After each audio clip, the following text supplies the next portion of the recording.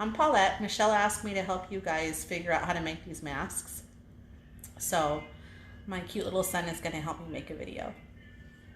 First of all, there's a lot of fabric. So what I'm trying to do is make it so that it's a smaller portion to be able to cut from so that it's easier to deal with.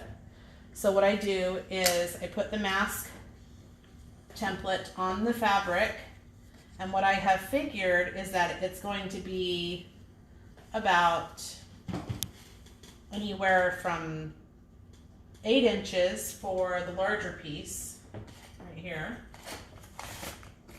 which is the darker fabric, to about 6.5 inches for the smaller piece. So what I do is I lay it on here, giving myself a little bit of seam allowance along the sides. I'm going to fold it this way so that it's flat against here. And then if you have a T-square, this makes it easier, but I'm just going to put my paint stirrer, how do you like that, up against here, and give myself a piece that I can work with that's a lot easier. When you're doing assembly line, this is going to make a lot more sense to you because you're going to want to cut these out as fast as you can, as many layers as you can. Using the rotary blade cutter is going to make this so much easier, because when you're cutting with scissors, the stuff wants to flop all over the place. When you're using the rotary cutter, you can keep it all flat on your surface. So all I'm doing right now is just making sure I've got my edges put together. Honestly, this is something that is what takes the longest. Between this and putting in the paper clip, it's kind of that way. So I just put this up against the edge of my fabric and cut, and then I'm going to flip this over with the edges still together onto, so edge to edge here. And now I know about what my width is going to be, and I can cut the next one and then flip it over edge to edge, making sure there's no wrinkles. Cut it again.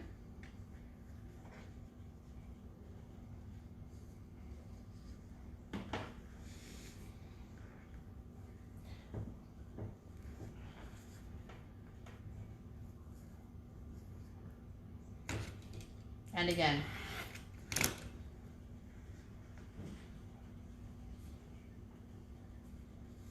Now what I can do is I can take my pattern and stick it on the edge here. If you're careful, you've got all your edges together.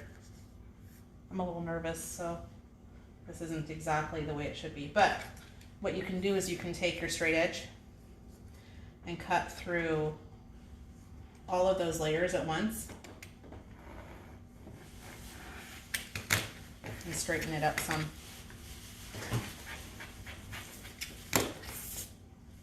See? Nice and straight. Same thing right here.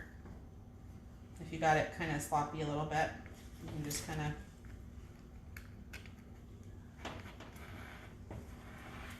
straighten that up. And then take your piece and put it right there on the edge. You're going to have just enough for your seam allowance. See how it lines up? And then cut through all those layers at once.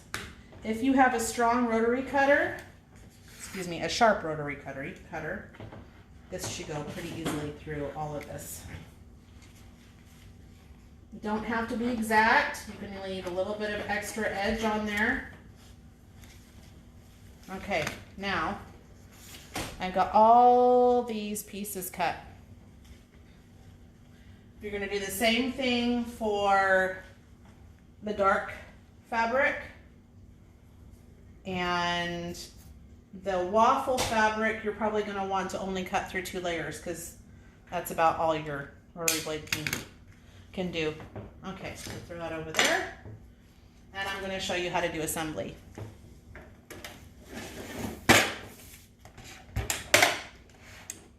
I am using a denim needle because when it gets to the part of you cutting, or rather the part of you sewing through, around the, when it gets to the part of you sewing around the paper clip, you don't want it to break, your needle to break. So here is your pattern. This is actually the top. This is the part that goes on your nose.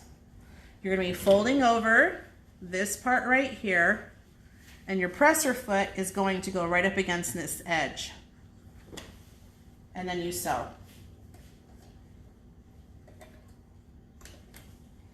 You're going to back stitch about 2 stitches. Oh, I don't have it set right. Okay. See, I'm not perfect. And sew forward and then back, and then all the way across. Okay. You're going to do this for all of your stretchy pieces first.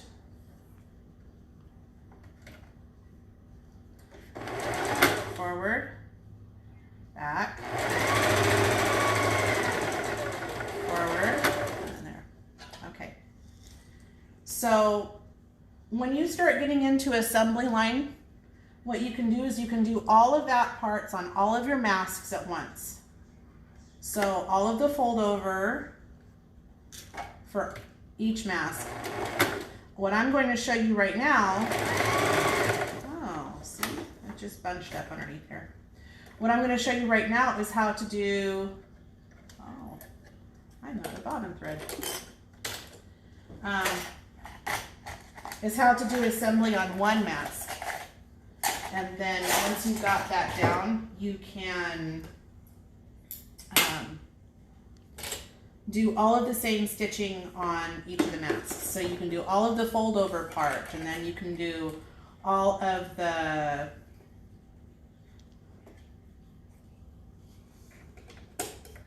assembly part and all of that. And then you would have them all lined up, and then you're ready to do the paper clip, and then you'd have all that lined up, and then you're ready to do the elastic. But if you want to do one mask at a time, this is how you're going to do it. So I have that. Now on the white fabric, it can get really tricky as to making sure that you've got one going one direction, the other one going the other direction. What I do is I line up this to that. That way I know I've got one direction, one the other direction. When I put it together, they'll be mirror images of one another.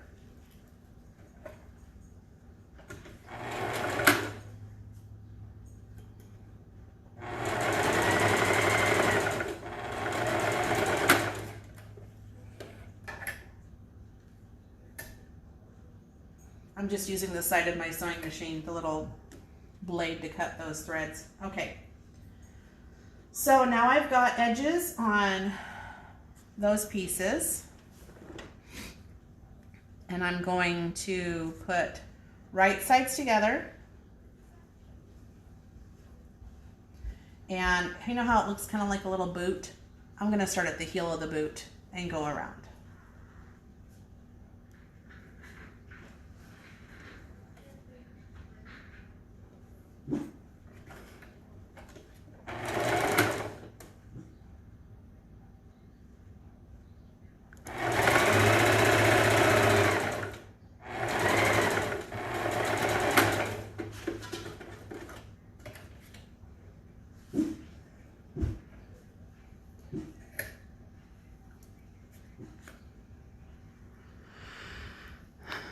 Right sides together.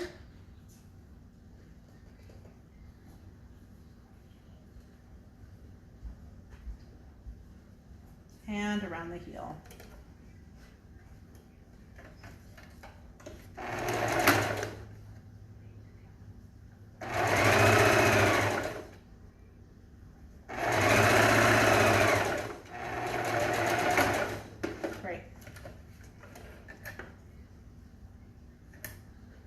Now you're going to start assembling the mask. This is what this looks like put together. You're going to put right sides together of the dark and the light fabric, like this. And matching your seams. And then you're going to, oh, I forgot, we need to do this one first. We're going to do the boot on this one.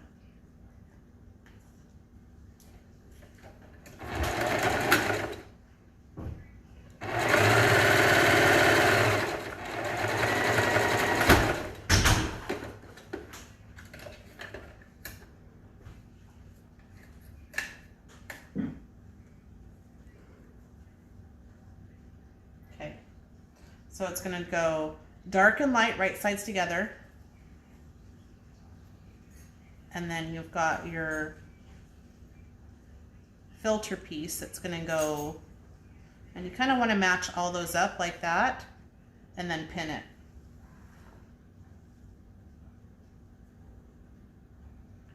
When I'm making the plain cotton masks, I don't have to pin, but since there's 3 layers of this, I don't want to lose any of the layers inside the seam.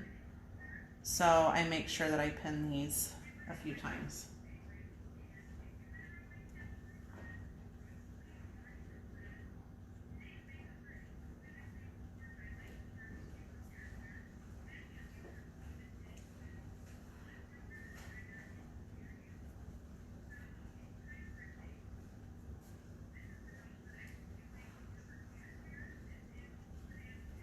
Okay, and I'm just going to sew up to here, open this seam, pivot at the seam, and then sew down.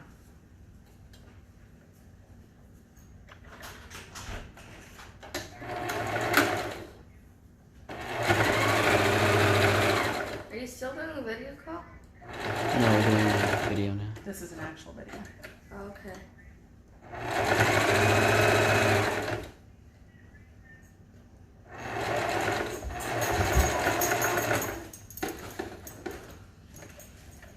Okay, and the same with the bottom. Match up all 3 of these seams on the bottom. And then pin going across.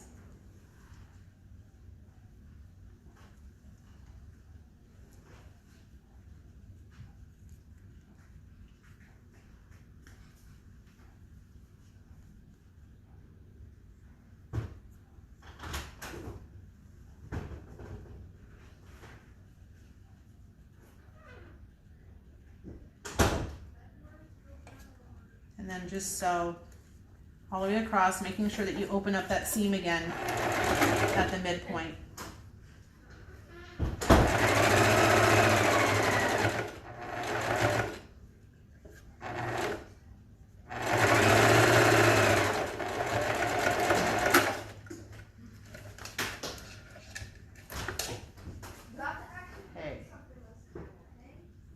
Now this next part is kind of tedious because you're going to have to pull apart the seams and cut the waffle weave material away from the rest of it.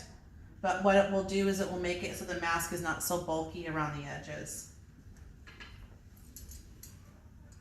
So I just separate it out like that and just cut that. And you're wanting to cut as close to the seam as you can without catching your seam in there.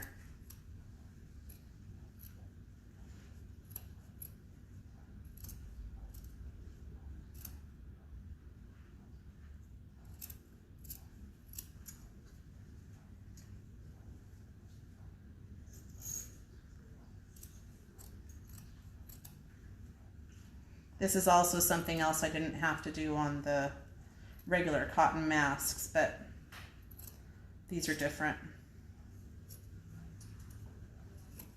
The reason why you don't want to cut back the moisture wicking material or the stretchy material is because you're going to be sewing the paper clip to that part. And you want it there so that it will catch and have something to hold on to. Okay, Now you're ready for your paper clip. And I'm going to use a brightly colored paper clip so you can see what I'm doing.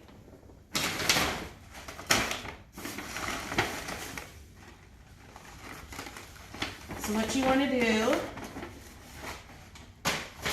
is open up a paper clip. This is one of the small paper clips, so that it's straight. Find the center and bend it slightly.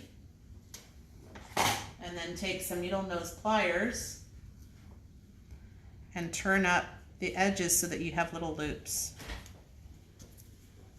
Make sure you want it to lay flat.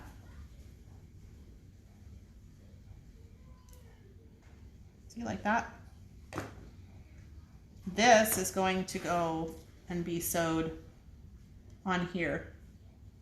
And it's kind of hard to see me do that. So I have a piece that I've already done so that you can see what it looks like when it's already sewn in.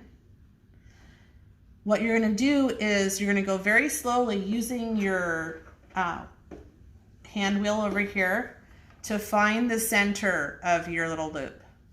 And then it's going to be turned this direction. Then you're going to go to the left of the loop and then back in there probably about 4 times.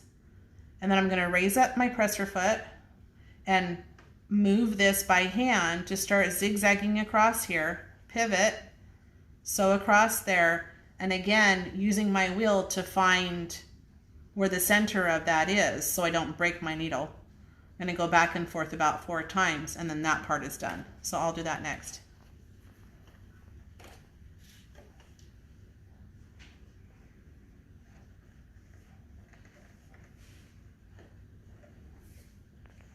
This is being put on the outside seam allowance, so to the right of your seam.